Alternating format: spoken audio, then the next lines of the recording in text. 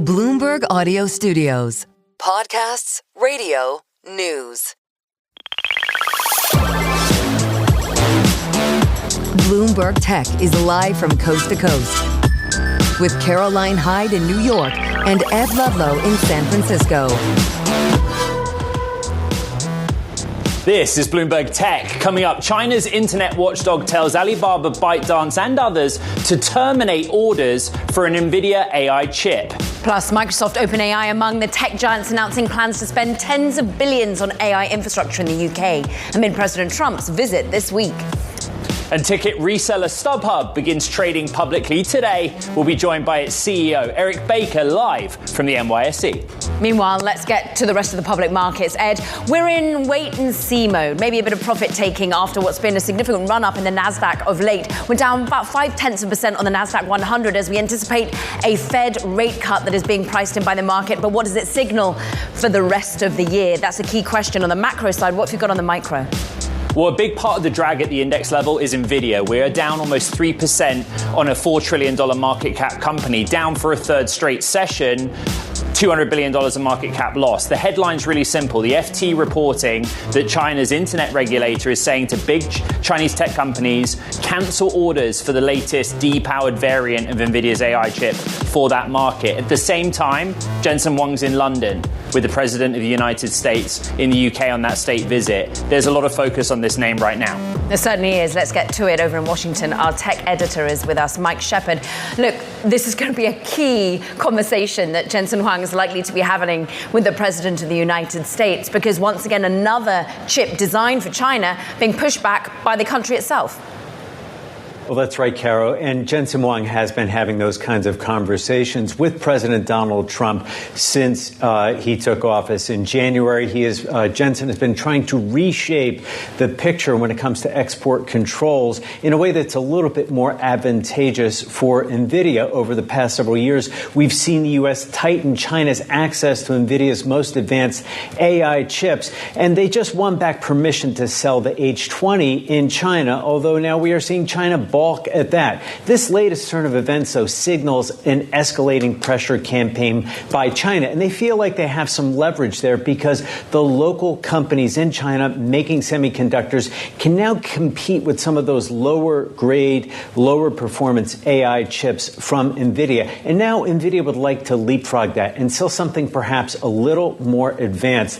But they would need President Donald Trump to get aboard with that. So we'll have to be watching not only for whatever conversation takes place between Jensen Huang and President Trump, but the more important conversation on Friday, Caro, between Trump and his Chinese counterpart, Xi Jinping, to resolve a host of issues. We know about TikTok, but now Nvidia is really emerging on the screen as a topic that they will discuss. China has expressed a lot of chagrin over export controls, and this would be a moment to settle it all, including for Nvidia.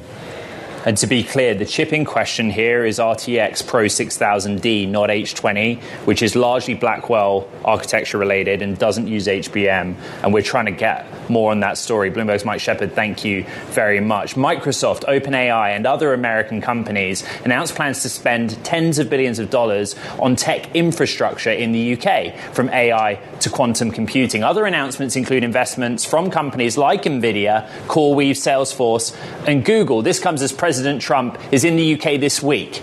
Bloomberg Surveillance's Anne-Marie Hordern joins us from Windsor.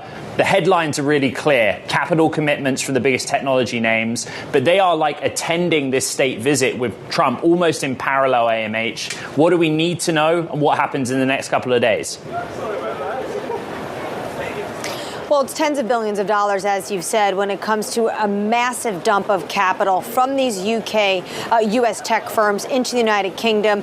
Massive win for the Prime Minister, Keir Starmer, especially at a time when he's dealing with a lot of political fallout here in the United Kingdom, really drowning in the polls and has been on thin ice. We've seen a number of individuals resigned or ousted from his government, most notably Lord Mandelson, after revelations of his close relationship relationship with Jeffrey Epstein in Bloomberg News reporting. So this idea that UK tech firms want to make sure that they are in the United Kingdom and building the United Kingdom is definitely a win for the Prime Minister. You have to think, though, that given all of this money that is coming from the United States regarding artificial intelligence, regarding cloud computing and quantum computing into the United Kingdom, that might give the president some wiggle room and leverage to feel emboldened to bring up once again at the negotiating table the digital services tax, which more than 20 Republicans in Washington are really urging the White House to do on this trip.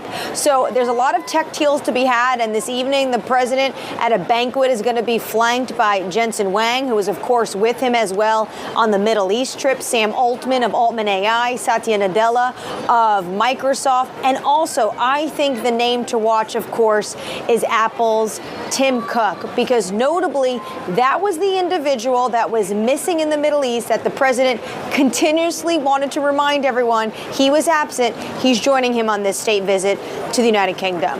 Bloomberg's Anne-Marie Horden. We thank you so much from Windsor Castle. Let's talk more about TikTok now, because its US operations would be acquired by a consortium that includes Oracle, Andreessen Horowitz, and a private equity firm, Silver Lake, under a deal President Trump is set to discuss with Chinese President Xi Jinping this week. This framework agreement would create a US-based version of the popular social media app. Let's bring in Bloomberg's social media reporter, Alexandra Levine. I mean, this whole segment is about how technology is at the heart of geopolitics. TikTok has been throughout many a year. Does it feel like we're getting some semblance of that framework that still might not actually occur? Well, look, the issue has never been, can the U.S. come up with buyers that China likes? The issue has really been, can China part with the algorithm, which is the secret sauce of TikTok, which is what makes it so popular with half of the country. And so even though we now know that Oracle and Silver Lake and Andreessen are sort of potentially at the finish line with this, there's very little detail about how ByteDance will be involved in this potential US app that US users might be asked to migrate to. And so without knowing the details around the algorithm and also ByteDance's involvement, we really don't know if what we will end up seeing with this framework will even be compliant with the law. Exactly so. Everything we're discussing is according to Bloomberg reporting and Bloomberg sources. And when we did speak to a White House official, they basically said that any details of this framework are speculation until such time that the White House confirms them.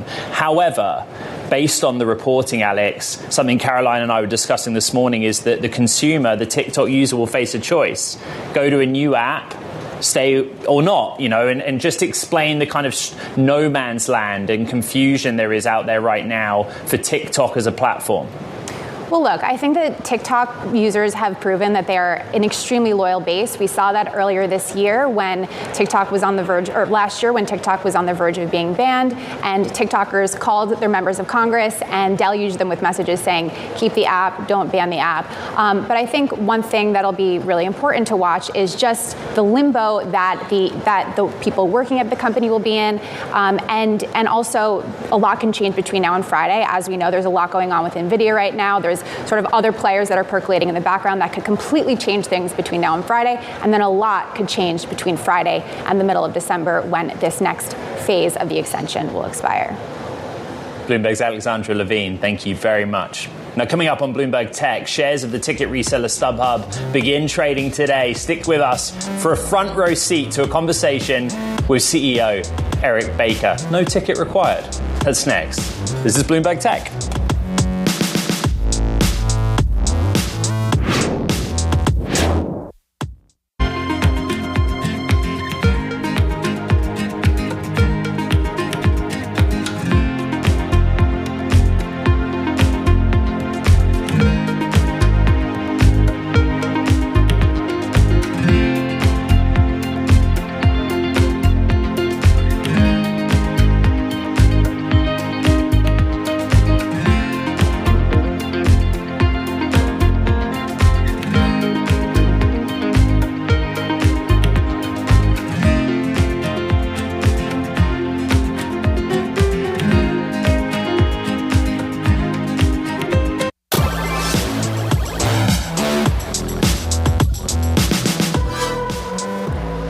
shares of StubHub will start trading today, with the shares having been priced at $23.50. That values the company at around $8.6 billion. The ticket reseller is the latest company to go public in a US IPO market, experienced a bit of a hot streak.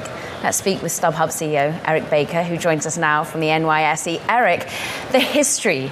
You set up this company in the year 2000, you sold it to eBay, bought it back, amalgamated with a European giant you had already built, and now it goes public. How does it feel? It's tremendous. A lot of gratitude to reach this milestone for the company. It's certainly been a long journey, as you say, from 2000, but now we're really focused on the next 25 years and the bright future ahead. Take us to the next 25 years, because there are regulatory headwinds. There are people worrying about bots. There are a way in which that you can beef up this business to add more things in secondary market ticket sales. Where do you go? Where do you focus? Yeah, so our focus really is we've always wanted to make it easier for people to access live events. And so what we started with is, as you noted many years ago, was to make the resale market safe and secure and easy for people to access tickets. What we're focused on now is we realize consumers don't care whether it's a primary ticket or a secondary ticket.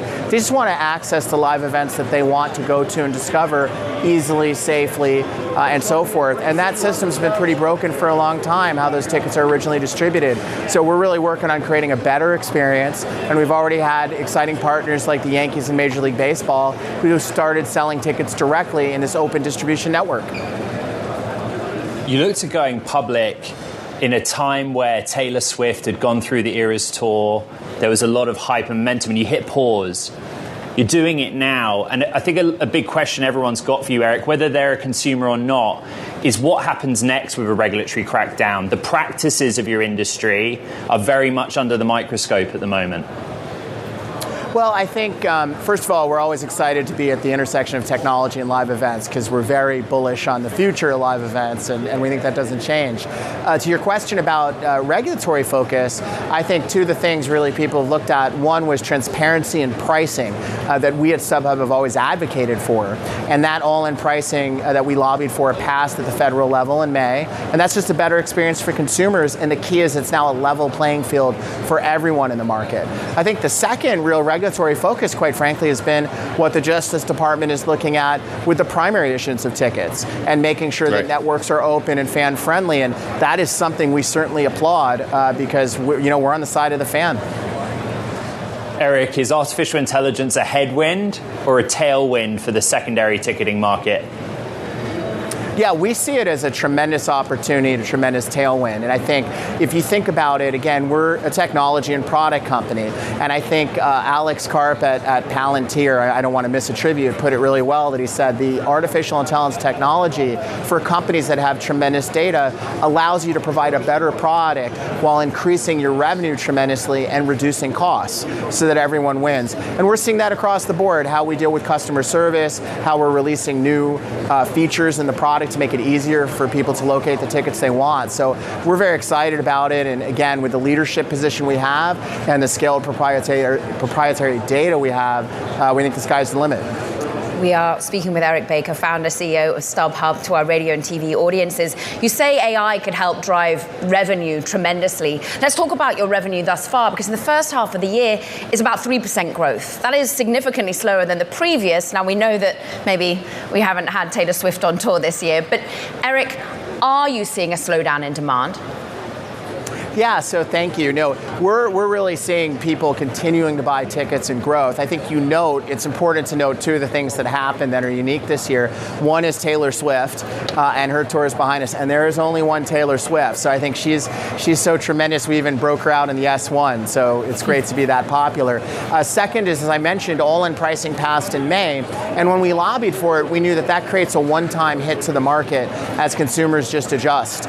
We've seen that already in states like New York that had passed it before. So when you look through those headwinds, the business is growing extremely nicely, north of 20%. I'm interested, though, on your profitability or lack thereof, Eric, because it's interesting you've gone public without that story to tell. When will it become the story you can tell? Yeah, no, I think what you're referring to is by the accounting metrics like net income, that it shows a loss. But I think when we went on the roadshow and when investors look, they really look at EBITDA, which is your earnings before interest, tax, depreciation, amortization, as well as your cash flow. And on that dimension, we've been profitable for a long time and generating hundreds of millions of dollars. That's the way we've been able to service the debt that we've had. And obviously now that we're deleveraging and taking the debt down, our cash flow will even go up further. So I think that's one of the many reasons that our story was very well received when we went out on the roadshow and by our new partners. Eric, Bloomberg did some deep reporting on the FTC looking at Ticketmaster arrival on the issue of bots hoovering up tickets for resale and their inaction. Have you discussed that issue with the regulator, and how are you addressing the problem? Yes, we've always, and bots, and it's interesting as you note, is really about how these tickets are distributed in the first place. And so one of the things we've always lobbied for is enforcement of the Bots Act. And that's really because we believe that these tickets need to be distributed in a way that's safe, secure, democratic, through open channels. As you mentioned, they're looking at, I believe, Ticketmaster and others who are handling the primary issuance of the tickets. And they really need to make sure that their technology and safeguards are in place to make sure this doesn't happen. But again, it's something that we're very pro-consumer. That's how we win. So we hope that all that stuff gets cleaned up. Eric, very quickly, next year's soccer or football World Cup, how big an opportunity is that for StubHub? Look, we love the World Cup. It's been a phenomenal event, because think about it. We run the largest global platform in the world for ticket exchange for all kinds of events. And if you had to say what is the largest global event in the world, I think you can honestly say it's the World Cup. It's people from all over the world traveling to come see events. It's going to be in North America. It's extremely exciting. And we're excited to hopefully help as many fans as possible make their dreams come true to access getting to the World Cup. So we're all football fans, so to speak, in 2026. We're football fans here too. Eric Baker, founder and CEO of StubHub Holdings. Great to have you on the program. Thank you.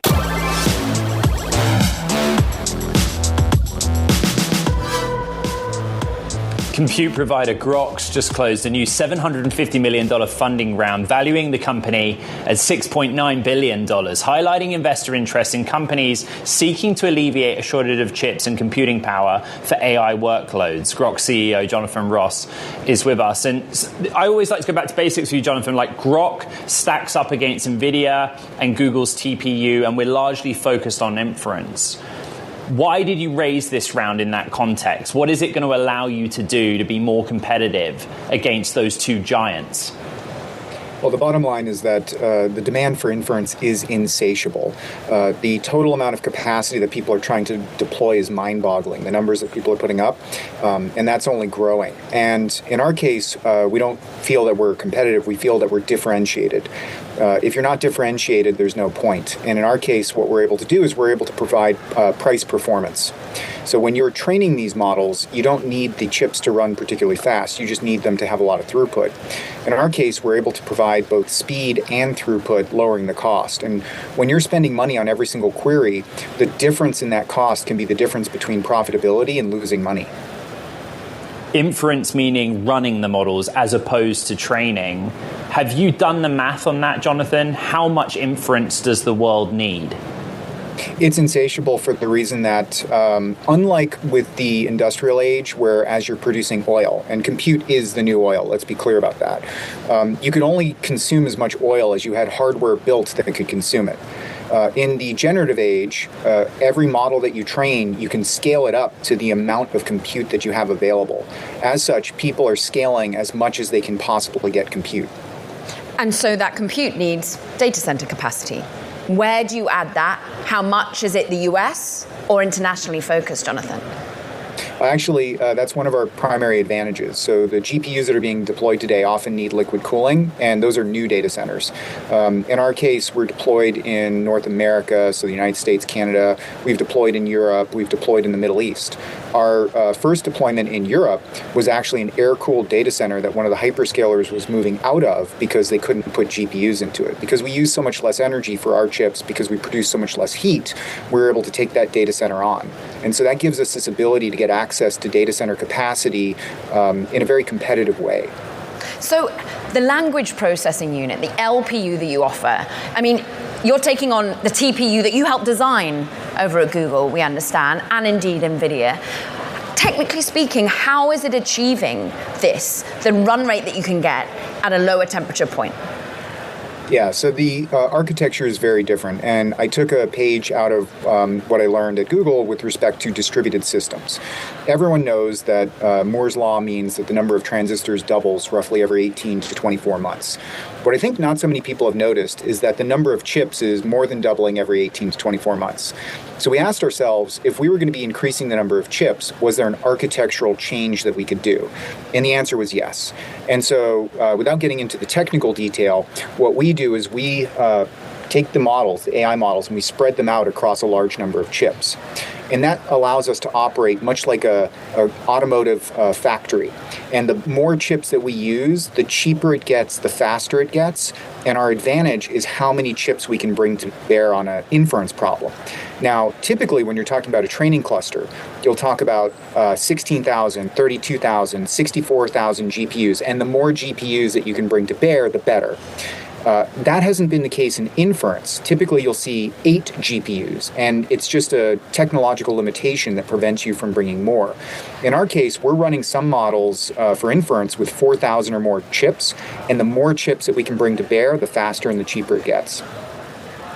Jonathan, has Grok signed any deals that would see you benefit from the commitments we've had in the last 24 hours in the United Kingdom at the hyperscaler level, and also some of the AI names that have committed tens of billions of capital to that market? Yeah, so Grok has deployed some large clusters around the world. As an example, in the Middle East. And so we worked with Commerce to be able to get that deployment done, and they were very helpful, and we appreciate that. And also in Finland. Of course, we're looking at the UK very closely, and I'll actually be there in less than a week. The world right now is GPUs and XPUs, or in your case, LPUs. Why do we need both? The architectures are quite different, and they have different bottlenecks. No architecture is perfect, right? This is why we don't use CPUs anymore for AI. We use predominantly GPUs and now LPUs. The difference between the two is that GPUs are very good at parallel processing. That is, if there's no sequential component to it. But when you're talking about language or other reasoning or logic problems, you can't produce what's called a token. You can't produce the 100th token until you've produced the 99th, or you can't produce the 100th word until you've produced the 99th. And that brings in a sequential component. Yeah. Now, CPUs have been good at sequential, but these problems also have a parallel component at the same time. What the LPU does is it's really good when you have both a lot of parallel and a lot of sequential components to the problem. And that allows us to output tokens at a very fast rate. And the experience difference, it's the difference between broadband and dial-up, but at the much lower cost than you would expect given the speed. Jonathan Ross, CEO and founder of Grok, on their latest fundraise. We thank you for joining us today.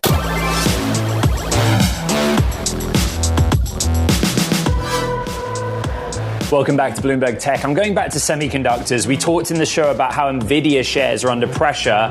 Well, at the index level, they're putting a drag on the SOX, or Philadelphia Semiconductor Index. Over the course of 10 sessions, you're up 8.2%. But actually, as of last night's close, the SOX had its best streak of gains since 2017. As it stands, that streak's over. We're down 0.4% in the session. So we've gone from a story where we had AI-fueled growth on chips. Now we're getting concerned about China in particular, and over the next few days we should hear more, because Jensen Huang, the CEO of Nvidia, is in the United Kingdom with President Trump, and Nvidia is at the heart of these negotiations between the US and China. It's an index to watch going forward, but it has seen a lot of momentum of late. Karen. It has. Someone who's not in the UK is Mark Zuckerberg. Why? Because Meta Connect is kicking off later today. Analysts are anxiously watching for any groundbreaking announcement, like, well, maybe some smart glasses project. Brad Erickson, internet analyst at RBC Capital Markets, joins us now. Smart glasses has been where it's at from a hardware perspective for Meta. How can they push that story forward? Yeah, I think it's just integrating more of the capability with Mark's vision on Meta AI, right? Like they've given some applications in terms of some of the translation capabilities, being able to, have some of the augmented reality capabilities. And I think you'll just see, we expect to see more of that tonight. So really, the vision of generative AI coming at the heart and why Meta AI is really amplified with the hardware story. But the competition's coming. We know Google's got them in the works. We know that, of course, Apple might or might not in the future. But Brad, therefore, what sets their deal with Ray-Ban apart? How can they continue to offer a little bit more to the experience than an augmented reality vibe? Yeah, it's always going to come down to the same things that arguably made Apple so successful over the last, nearly 20 years, which is tight integration of hardware and software, right? Meta has the platform that people already know it for the various family of apps. They've created Meta AI, have more than 1 billion users.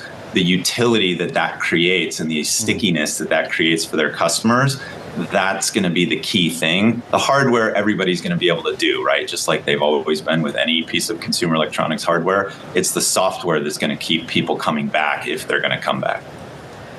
Brad, thank you for bringing up Apple, and you also referenced translation. Last week at the iPhone event, Apple shares swung from a decline to positive territory, and Duolingo shares plunged when Apple demonstrated simultaneous translation through the AirPods Pro 3. A year ago, Meta demonstrated simultaneous translation through that generation of Ray-Ban Metas. Why did Meta not get the same credit for that technology that Apple did a week ago? Yeah, I think part of it is just it was so new, secondarily, just relative to the stock. You've also got a giant core business, right, that you're comping, and that's clearly not going to be the focus of it, nor is it necessarily clear how you would yield an advertising business out of that. So I think that's just mechanically, that's kind of the primary reason. But clearly, this is going to be a capability for a lot of companies here going forward, and certainly could be a super cool complement as, again, Meta looks to build in all these capabilities to these new glasses. A lot of people still don't understand the Meta AI story. With ChatGPT, I just have an app on my phone or on my MacBook. I use it every single day, right? With Meta, I have a standalone app. It's integrated into Instagram, WhatsApp. I am an owner of the Ray-Ban Metas, a different interface or medium to use it. But do you see kind of what the end thing is going to be for Meta? How consumers actually interact with the work they've done on the model side? I don't think anybody does, candidly. I think one of the things that I'm always struck by as we all study and learn AI every day is that, week by week, month by month, we kind of all have to expand our minds on what the capability is. Vibe coding is a great example, something we've been spending a lot of time in lately with the web design companies. People are using these things to develop applications, not to build businesses necessarily in the traditional sense. That's where everybody's brain would have gone. But they're creating daily productivity tools. Enterprises are using them to create actual internal work processes, right? Unrelated to their core software. So there's all sorts of new things. I think Meta AI is very similar in that, we know that it's going to be able to provide, like you said, ChatGPT functionality with the app. What we don't know is how else might people build that into their day-to-day lives, whether it's for work, personal or productivity or what have you, that's going to be value add and get to a point where you're going to say, hey, I can't live without this new capability in my life.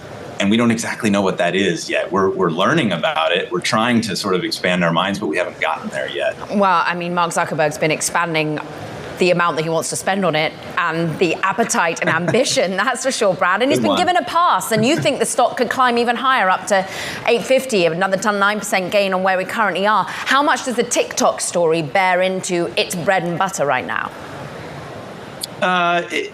It matters, but TikTok is a very small business compared to the size of Meta's overall ad business. I will say that, for a quarter or two now in our channel checks, talking with advertisers, what we have heard was, the stalled or the uncertain future of TikTok had really caused advertisers to pause any spending growth. They're still spending, to be clear, on ads on TikTok, but there wasn't nearly as much growth. To the degree that we get a deal here at some point, maybe that provides clarity, becomes a little bit of a headwind, but I don't want to like overstate it, because TikTok's still, somewhere in the, call it 10% of the business relative to the size of Meta's ad business. Brad Erickson of RBC Capital Markets, thank you very much.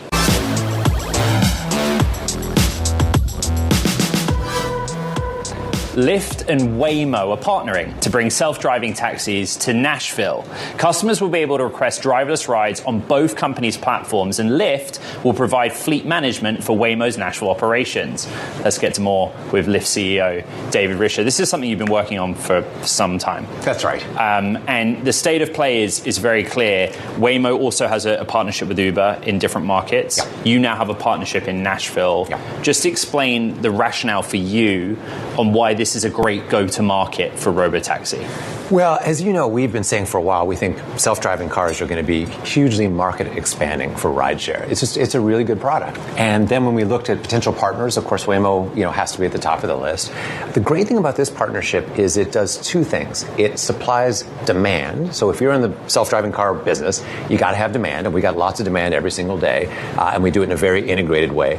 But the other thing is, as you just mentioned, it supplies fleet management. And that sounds kind of geeky, but it's really important that every one of those cars be ready to drive, 24/7 if needed, and that's something we're really good at. We've been doing that for a long time. So you're emphasizing the sort of capital light business model for you, right? The counter argument is the Tesla or the Zoox one, which is control the full stack, right. Hardware, software, operationally, the app the consumer interfaces with. Would you argue that you can scale this faster, going this route, go to more cities quicker? I would, yeah. I mean, this allows every company to specialize, right? So Waymo can really focus on providing great self-driving technology. The Waymo Driver is obviously a great product. They partner with OEMs, the car manufacturers, that can choose the best car for them. And then we can provide the fleet management, as I say, that keeps the cars clean and charged and ready to go, as well as the demand, so that anytime a person wants a car, they can get one, or they can get a driver car, right? I mean, they can get both. So I think it's a great division of labor. Let's talk about that fleet management, Flex Drive, because you're going to be you're going to be putting some capital expenditure to work, David. Yeah. Why does that make sense, and when will that be finished? So we've been in the Flex Drive world. Let me explain for a second. So about a decade ago, Lyft decided that for a certain type of driver, it really makes sense to have cars that they can rent right on the platform. And they can we can take care of the maintenance and making sure that those cars are always ready to drive. So that's what we've been doing for about a decade now. So when we look at the autonomous vehicle world, look, when you see a car driving around the city, it looks like magic. It looks like no one had to touch it. But no, someone had to charge it. Someone had to clean it. Someone has to maintain it. Someone probably has to reboot it from time to time. And we're really good at that. So as you say, we're building a new depot there. We've got a small one. We're building a bigger one for this partnership. And what it does is it allows the cars to be ready to drive. Think about, so when you travel on an airline, and you know that, of course, they want the airplane in the air, but they also need it to be ready to fly at all times. They want that turnaround to be super fast. And that's what FlexDrive does. It means that people like Waymo can get the most out of their asset, which is super good for them. Look, today, investors love this announcement, and the shares are rising. Shares have been doing well all year because you've had 3 straight quarters of profitability. David, how are you going to finance what is a little less asset light, is building these facilities to help keep all our auto cars clean? Yeah. So as I say, because we've been in the FlexDrive business, the subsidiary business, for a long time, we've actually had capital deployed to that for a long time. We have about 24 locations in about 15 different states across the United States, which I think gives you a sense of how this kind of partnership could scale over time. And we own some of those cars ourselves. Others of those cars are financed by other groups. So the good news is this won't be a significant change to the current strategy. It's just sort of a revectoring, let's say, of the money we spend more towards autonomous. Okay, scale over time. This morning, Bloomberg Tech producer Marguerite Gallerini put this table together. You know the table, right? It explains the roadmap from here. So let's look at it together. This is 2026, and it focuses on Waymo principally, but there's you there, right? Nashville. You are going to come up against Uber in negotiating with Waymo for cities that are not yet claimed for. What are the advantages that you're going to present to win that business with Waymo against Uber, and how much are you going to have to give up, to get a deal done? Yeah. So I think the way I would look at that is one of the reasons we were so, I'll call it patient in working through this deal, because it took a while, we wanted to come up with something that is good for Waymo, good for Lyft, and good for riders. And that's hard to do. It's hard to have, kind of a three-way win. We feel really good about it and feel like this is a great model for us to expand to other cities in the future. But look, city by city, some places we're actually going to compete with Waymo itself, right? Because, for example, here in San Francisco, they've got their own Appreciate app. that admission, yeah. Of course. So this is something that we have to kind of recognize and say, how do we come up with a construct that is really durable and, frankly, can benefit all the companies? And then the other guys will do what they do, and, we'll see who does a better job. Look, people are going to accuse me of wanting to create a headline here, but it's a really important question. Yeah. Tesla and Zoox are committed to their own go-to-market model, right? We talked about they control the full stack. Yeah. But have you held discussions with both Tesla and Zoox to say, look, this is the model we're doing with Waymo. We can do something similar. Do you see that as being realistic? So, of course, I don't want to comment on conversations we might be having. What I can tell you is we're talking to everyone who finds the partnership model interesting. So there are, of course, always companies, whenever you see a new industry, you have some companies that say, I want to do it all. And frankly, if you look back a couple years ago, just about every company in the self-driving space was in that zone. They wanted to do everything, top to bottom.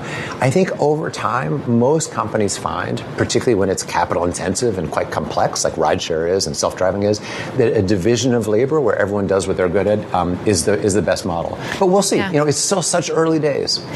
But you struck deals with interesting players in Europe, Baidu. What's it like working with a Chinese giant? What were those negotiations like? That actually, I'll tell you what was very interesting. It came together fairly quickly, and in part, I think, is, frankly, Chinese companies are kind of built for speed.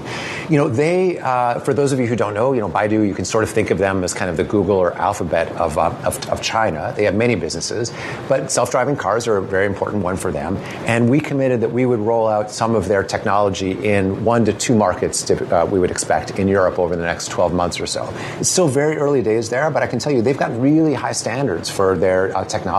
We're super excited about working with those guys, and we'll have more to say about that next year once we start to roll out in Europe. 1 minute. How hard is it to get to New York? I can take a flight there pretty easily. But the auto, the robo-taxi, how hard? When am I going to have it here? I love that. It's going to take a little while. New York is a complex place to do business. The streets are complicated. There's a lot of interest there. Look, this, Caroline. Lyft has been there for many years. It's super strong in New York. We also run the City Bike program, as you know. Super excited to bring self-driving there someday. But that was probably going to take a little while. Sorry about that. You're going to have to wait for a little while. My addiction with the bikes will just have to continue. Lyft CEO David Richman. There we go. It's always a joy to have you on the show. Take care.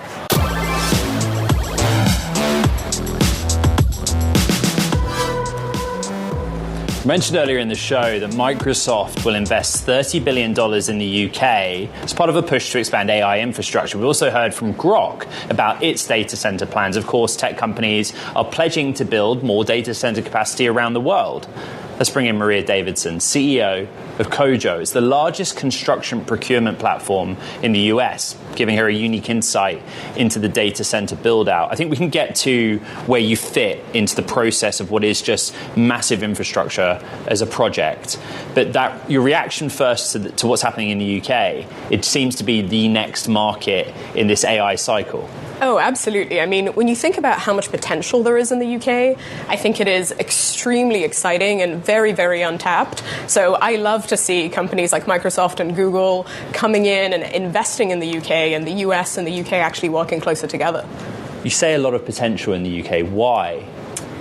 I think because, one, there's extremely talented workforce in the UK, and you have world-class universities, you have incredible research like DeepMind coming out years before anyone would have expected an outcome like that in the UK. And so I think that means that in the UK right now, if we keep on investing, I think we're going to see a lot more DeepMind-like outcomes. I've got to say, you've got 3 Brits around a table talking about the opportunity in the UK, so I'll diverse us a little bit because we're 3 Brits that sit in the US right now, Maria, and you're building businesses to try and make supply chains clearer for contractors, for builders out there. And I'm interested as to what the scale is like here in the United States and what the key bottlenecks are that you're trying to fix. The scale is enormous. So just this year, we have $40 billion going into the construction of data centers in the US. That's expected to grow more than 10% a year. So by 2030, that's going to be $65 billion. That's unprecedented. And the biggest issue with building these, it's not getting GPUs. It's getting the materials and finding the electricians to be able to actually meet this demand. Okay, so your role is ensuring that when the contractor, which is very hard to come by and labor is short and we've seen immigration policies hit that, but when you get them on site, they've actually got the pieces and the parts to work with. What has been some of the most complex areas when it comes to particularly the hyperscalers need and the data center build out? It's a lot. When you think about the construction industry in the US, even though they're building some of the most sophisticated infrastructure out there, right, they're building projects that involve huge amounts of technology and AI infrastructure specific needs, they still largely have to rely on pen and paper and Excel to track where things are. It's hard to know what's arriving when, right? These are all huge challenges. And so when you couple that with the fact that there are 500,000 workers missing from the US construction workforce, and you couple that with the fact that materials on average are 44% more expensive than they were in February 2020 before COVID, that starts really creating a perfect storm. I actually think it's worth going a step earlier in the process than what Caroline just asked about, right? We've kind of learned over the course of the last 2 or 3 years about how it works in the United States. You have a financing partner, you have someone like Crusoe putting it all together. Mm-hmm. You need to select a site, then you've got to talk to the utility because you need to power that site. The utility has to think about where they get the electricity from. Is that going smoothly and well, that initial process? It depends. It's definitely gotten a lot faster. If you think about your average size data centers, right, or data centers on the smaller side, maybe 10 to 30 megawatts. Right. Those previously would have taken, let's say, 24 months to 36 months to build. Now you're seeing data centers built probably twice as fast, in part because things like site readiness, interconnection, they're all being dealt with in advance. Now, I think prefab is a huge subject here, because the more that we can lean into modular construction, the more we don't have to rely on the sequential building, but we can actually build in parallel. And there's also like a self-fulfilling prophecy in the sense that all of the AI names who actually just end up leasing the capacity, right? They don't even own the thing, but they would say, oh, all the work we're doing in AI is actually going to benefit the planning and execution of these build-outs. I guess that's what you'd say you also help with. Yeah, absolutely. I mean, a lot of it is the better planned that you can be in advance, the better the project is actually going to go. And so if you know all of the components that you're going to need, if you have the mapped out schema, if you have all of those interconnection blocks ready to go, then of course contractors can be much better prepared. I want to talk about Kojo, about the $94 million you've thus far raised, 600 construction companies that you're working with. You've just had an add-on to your Series C, I believe. How much are you seeing inbound? How much are you fighting off people wanting to put money into your company because they're realizing it's about bricks and mortar, it's about the very underlying infrastructure right now? Well, we're seeing a huge amount of inbound. The focus for us has always been, how can we empower contractors, right? How can we take the contractors that for a really long time were completely ignored by the tech industry? And specifically there, I'm talking about the trades, right? The electricians, the folks working in mechanical and HVAC and drywall. They, for a very long time, had very few solutions that were built specifically for them. And so for us, it's about saying, well, how do we build solutions that are specifically targeted towards you and that solve your biggest pain points, like knowing where your materials are and having the visibility of how you're doing against your estimates in real time? Well, you're just completing a $10 million Series C extension. Come back when you're raising yet more, I'm sure. Maria Davidson, CEO of Kojo. It's great to have you on the show. Meanwhile, that does it for this edition of Bloomberg Tech. We've done a whole host of things, Ed, but we're going to count down to Meta Connect tonight. Of course, tune in tomorrow for an interview with Meta's Chief Product Officer, Chris Cox, live on the show tomorrow, which, Ed, you'll be doing. Yeah, looking forward to that. I have a lot of questions about the relationship between software and hardware. After all, that is technology. Check out the pod. You know where to find it. On the Bloomberg terminal, as well as online on Apple, Spotify, iHeart, and all kinds of other places on the internet. Thank you for watching. This is Bloomberg Tech.